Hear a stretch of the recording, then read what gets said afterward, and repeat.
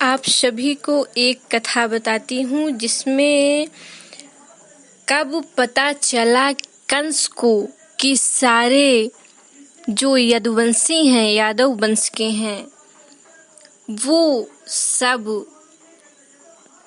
भगवान हैं।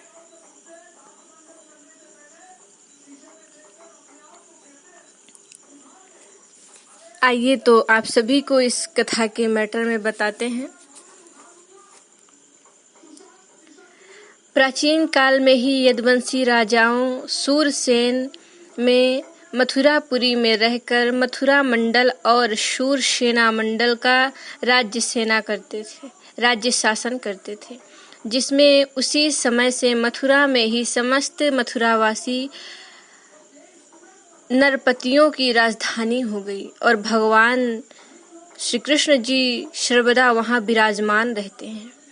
एक बार मथुरा में शूर के पुत्र वसुदेव जी विवाह करके अपनी नवविवाहिता पत्नी देवकी के साथ घर जाने के लिए रथ पर सवार हुए थे।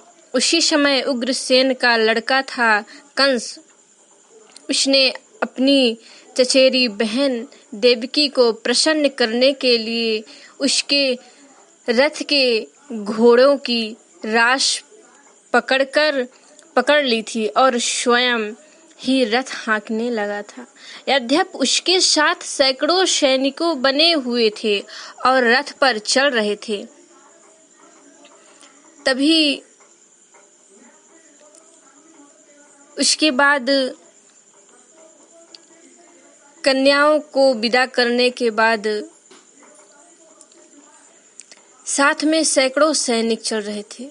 देवकी के पिता देवक थे। अपने पुत्र पर उनका बड़ा प्रेम था और कन्याओं को विदा करते समय उसे सोने के हरोशे से अलंकृत 400 हाथी, 15,000 घोड़े, 1800 रथ तथा सुंदर सुंदर वस्त्र आभूषणों विभूति से 100 सुकुमारी दासियां दहेज में दी गई थी और विदाई के समय वर वधू के मंगल के लिए एक ही साथ शंख, तुरही, मृदंग और दुंदुभियां बजने लगी थी।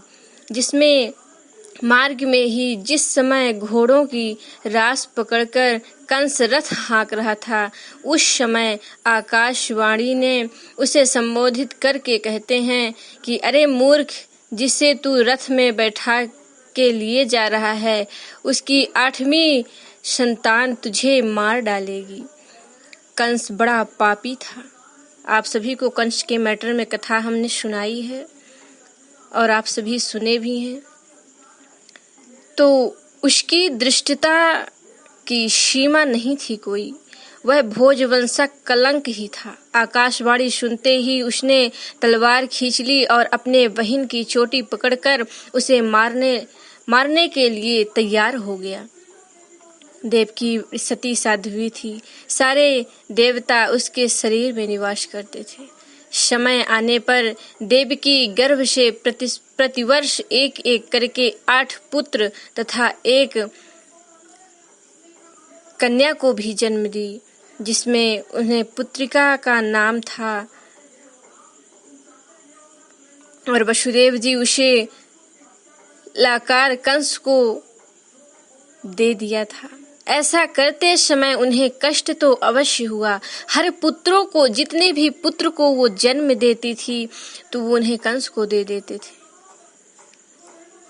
उन्हें बहुत कष्ट होता था, परंतु उससे भी बड़ा कष्ट उन्हें उस बात का था कि कहीं मेरे वचन झूठे ना हो जाए, क्योंकि वो वचन दे चुके थे कि मैं जो भी पुत्र मेरे होंगे मैं आपको देता जाऊंगा।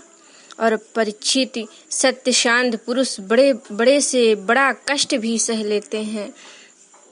और जैसे ही जब कंस ने देखा कि वसुदेव जी ने अपने पुत्र को जीवन में मृत्यु में समान भाव है और एवं वे सत्य में पूर्ण निष्ठावान भी हैं, तब वह बहुत प्रसन्न हुआ और उनमें हंसकर बोला कि वसुदेव जी, आप इस नन्हे से सुकुमार बालक को ले जाइए, इससे मुझे कोई भय नहीं है, क्योंकि आकाशवाणी ने तो कहा है कि वह देवकी का 8वां पुत्र उत्पन्न होने संतान के द्वारा मेरी मृत्यु होगी।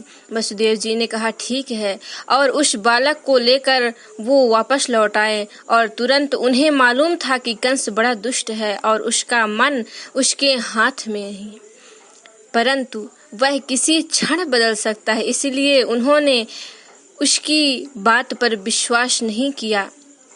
और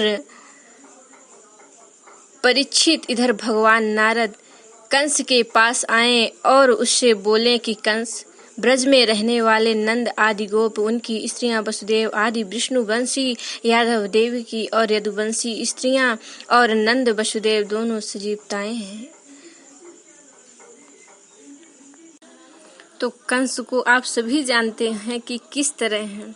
उसके बाद सभी गोप और उनकी स्त्रियां वसुदेव आदि विष्णुवंशी देवकी यदुवंशी स्त्री और नंद वसुदेव दोनों सजीवताएं बंधु बांधव में सगे संबंधी थे। दोनों सगे संबंधी थे और सब के सब जो इस समय तुम्हारी सेवा कर रहे हैं वो भी देवता ही हैं।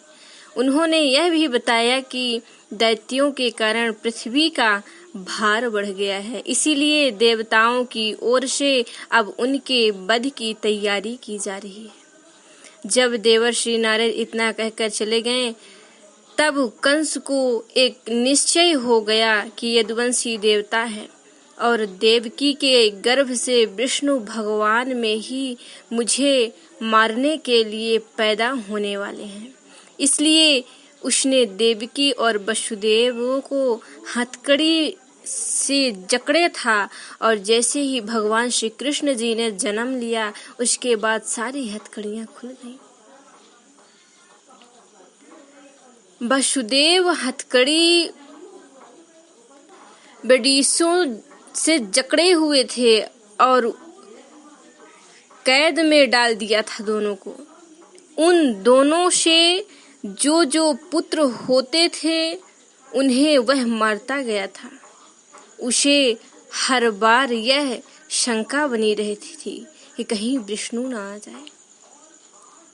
इसी सच्ची घटना के कारण आज कंस को पता लगा कि सभी जो हैं यदुवंशी वो सभी देवता हैं।